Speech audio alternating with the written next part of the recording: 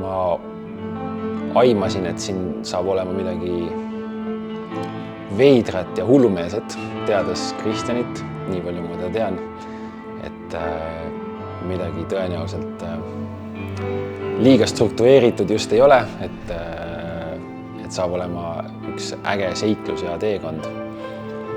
Aga samas ma ootasin ka seda, et mu meel saab nagu korralikult avardatud, sellepärast, et ma olin täitsa kindel, et ma kogen midagi sellist, mida ma varem ei ole kogenud ja see suht nii juhtus ka.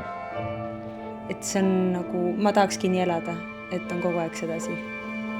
Et see on mu unistuste, nagu see ongi, mille pärast elada, see muusika.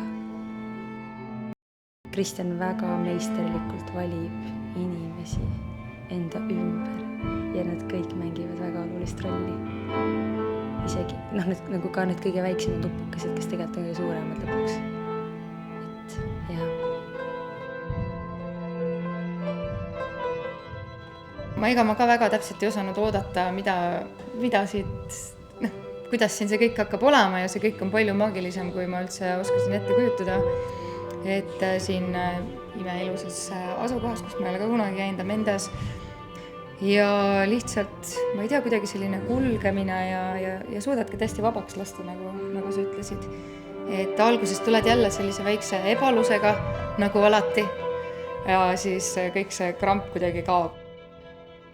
Sellist vabadust ma teises kontekstis pole kogenud. Ja see on väga konkreetne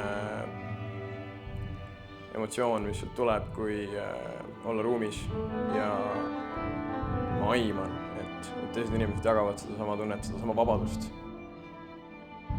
Need inimesed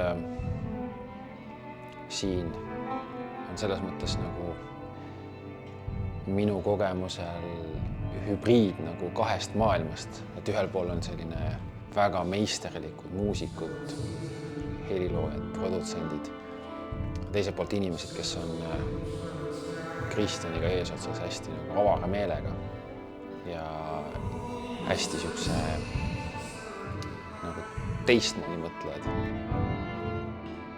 Siin sa tegelikult saad nagu lähemalt, sul on võimalus lähemalt tuttavaks saada. Palju huvitavaid, sügavaid vestlusi kõiga või muidu näiteks kontserdi olukorras, mingi festivali ehitamise olukorras sa ei saa nagu sellisel rahulikul viisil nagu suhelda nendega, siis on alati mingi töö, mingid, et ühesõnaga, siis ei ole rattas, et siin on selline aeg ja koht ühendumiseks.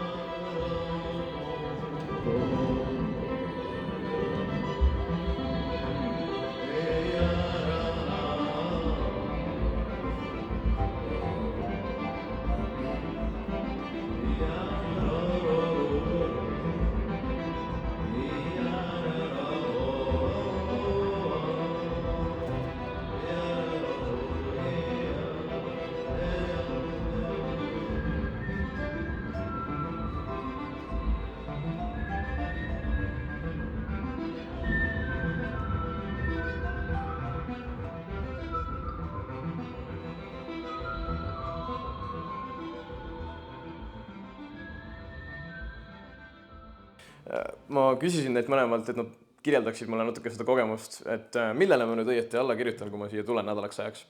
Ja see kirjeldus, mis ma sain, ma hästi nagu ei uskunud seda. Mul oli tunne, et kumbki neist ei osanud mulle seda seletada. Aga see kõik pidas täiesti paika minu suurimaks üllatuseks.